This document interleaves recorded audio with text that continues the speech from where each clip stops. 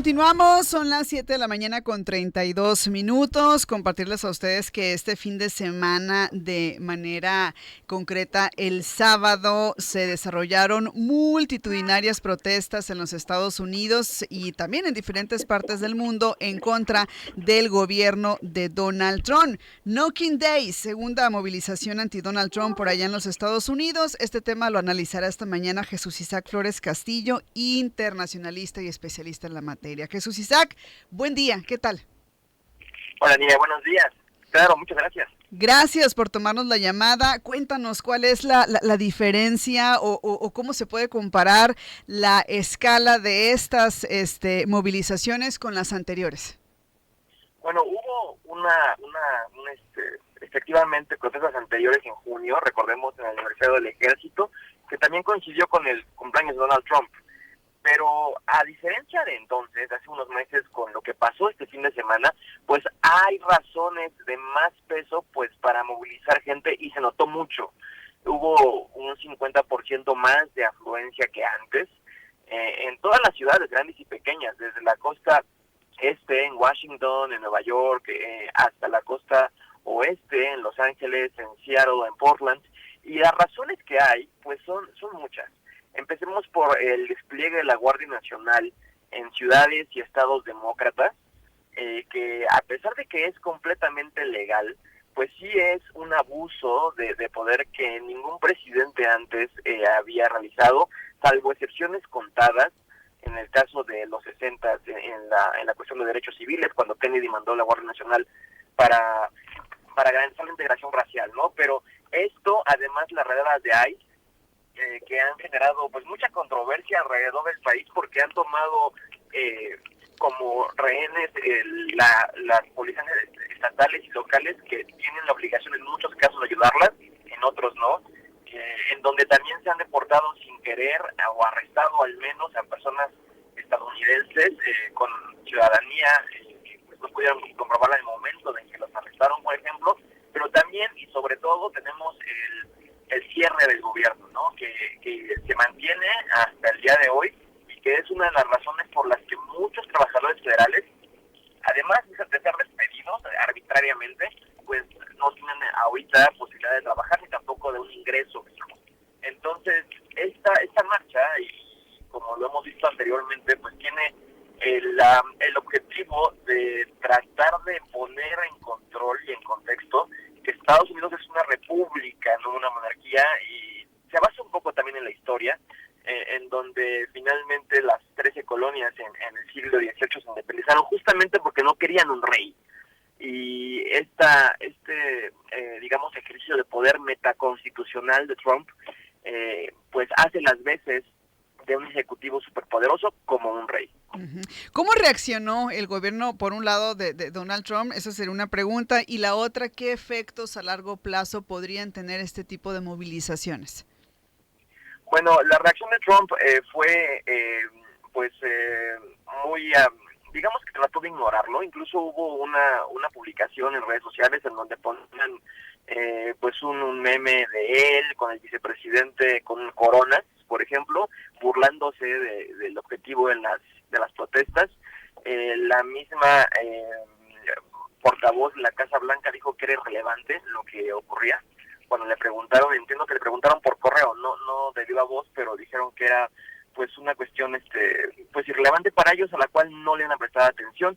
Pero sí hubo reacciones del liderazgo republicano en la Casa de Representantes, en la Cámara de Diputados de allá, de parte del líder, del speaker, que comparaban estas protestas con izquierdistas radicales, pues financiados por grupos de extrema izquierda, lo que ellos llaman Antifa, que hasta el día de hoy bien a bien no se sabe si existe o no, entre otros muchos, y que lo único que querían era desestabilizar el gobierno y ser antipatriotas, entre otras cosas, además de distraer la atención de lo que para ellos es más importante, que es justamente solucionar el cierre del gobierno, ¿no? Entonces, esta fue la reacción, tildándolos de traidores y de gente que no tiene idea de lo que está haciendo. Pero la verdad, como ya lo vimos, es una cuestión muy compleja. En el largo plazo, pues la intención de todo esto era que hubiera un cambio en la dirección del gobierno, que movilizase a las bases demócratas e independientes para que pudieran pues empezar a formar una opinión contraria al gobierno de entrada a las elecciones del próximo año, ¿no? Que son justamente de este noviembre, en un año.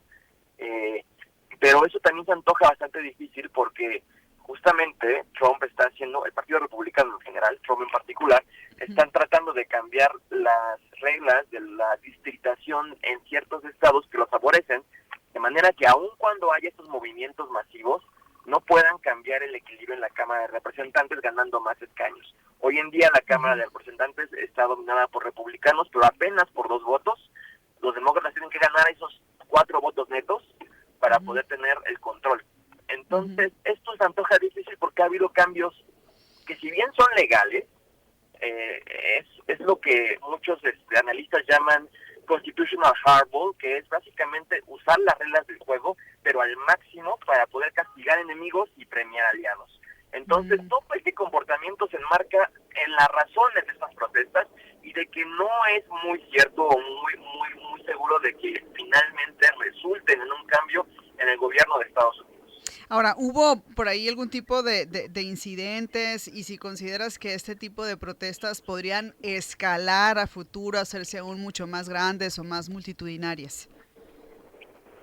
Pues durante la pandemia, por ejemplo, en la primera administración Trump vimos amplias protestas, sobre todo después de la muerte de George Floyd, ya en los últimos en la presidencia, pero lo que ahora está faltando un poco es liderazgo visible desde el punto de vista político y también electoral. El Partido Demócrata está básicamente, si bien no en la realidad, pero en apariencia, sí está, se ve muy desorganizado, desmotivado, y eso es lo que falta para que las protestas suban de nivel y creen cambios.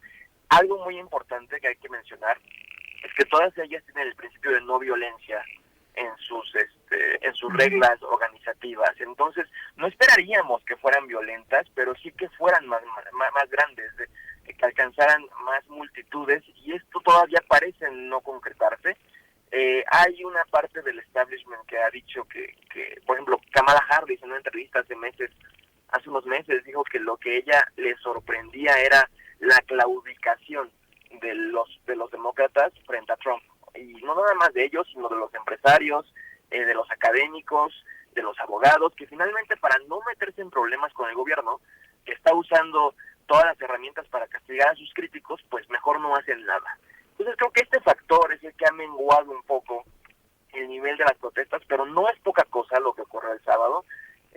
Sin embargo, de momento es difícil ver cómo se traducirá en el corto plazo en cambios importantes en el gobierno. ¿Consideras que puede haber o puede existir una cohesión entre estas manifestaciones en Estados Unidos con algún tipo de movimiento en el ámbito internacional que vaya en contra, pues, de esta acumulación de poder? Porque probablemente es como también se está percibiendo, ¿no?, en el ambiente. Bueno, han sido años muy particulares para el mundo, y en Europa ha habido cambios, y hay cambios importantes, también en América Latina. La elección, por ejemplo, en Bolivia, que cambió históricamente el gobierno de izquierda a derecha, es una de ellas, pero sí ha habido, dadas las circunstancias, acumulación de poder innecesaria y el surgimiento de pseudoautocracias o el debilitamiento de democracias, como lo queramos ver, en el mundo. Una de ellas también es Israel, por supuesto, en donde, dada la emergencia nacional, pero desde antes ya, el primer ministro venía acumulando poder importante, cambiando las reglas judiciales, por ejemplo, y la guerra pues llegó y eso olvidó todo, ¿no? Pero sí hay paralelismos que se pueden hacer en donde la gente busca realizar cambios, pero las circunstancias globales no lo permiten, no es tan fácil, salvo en ciertos países específicos. Sin embargo, lo que más preocupa es el deterioro de la posición moral, la legitimidad moral de Estados Unidos, que recordemos es una de las estrategias y las armas que se tienen para poder convencer al mundo de que puede o no hacer cualquier cosa, ¿no? Desde el cambio climático hasta el combate a las enfermedades y todo, y vemos un Estados Unidos que está replegando sobre sí mismo y que está dejando de liderar en ese buen sentido, con el ejemplo, y está tratando de forzar a aliados como enemigos a hacer su voluntad. Entonces, Así es. yo creo que eso preocupa más, mucho más.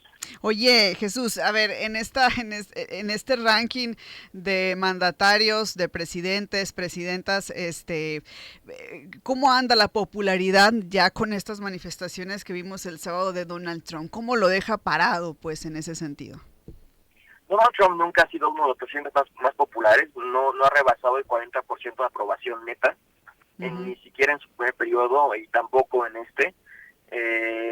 No es un presidente tan querido como otros, pero parece que esta es una tendencia, no solamente entre republicanos, también entre demócratas. Biden tampoco fue ampliamente querido, pero lo importante aquí es la capacidad de la gente para poder generar cambios importantes a través de sus instituciones legalmente constituidas, ¿no? Y esto parece muy difícil, porque independientemente de que Trump sea querido o no, los republicanos tienen el control del Senado y el control de la Cámara de Representantes, y dado las reglas que ellos mismos aprovechan y generan, esto no parece que cambie. Yo siempre hago la analogía de que parece que en ciertas democracias como la nuestra, si fuera un juego de cartas, es un juego de cartas sencillo en donde quien tenga la carta más grande, más alta, gana. Pero allá no necesariamente ocurre eso. Hay cartas que uno puede ocupar para darle la vuelta al juego y tratar de mantener el control, así como lo hacen ellos hoy en día. Entonces, sí parece ser una crisis importante, sobre todo porque estas herramientas siempre estuvieron ahí, pero nadie tuvo la indecencia o la falta de ética para poder usarlas. Pero ahorita Trump sí las está usando. Y son legales, o sea, utilizar el IRS para poder castigar a sus oponentes, utilizar también el Departamento de Justicia para poder perseguir a antiguos rivales o venganzas efectivas como la de John Bolton este fin de semana. Todo eso no se hacía, y si se hacía no se hacía de manera tan visible. Eso es lo que ha cambiado, y aún con todo y eso a Trump no le importa y la popularidad parece no verse afectada. Entonces sí es un caso de estudio interesante. La verdad que sí. Por lo pronto, agradecerte infinitamente la posibilidad de que nos hayas permitido escuchar este análisis, sobre todo compartirlo con nuestra audiencia. Te enviamos un saludo, Jesús, muy amable. Gracias, hasta luego. Jesús Isaac Flores Castillo, internacionalista, esta mañana con el análisis de esta segunda movilización anti Donald Trump en varias ciudades de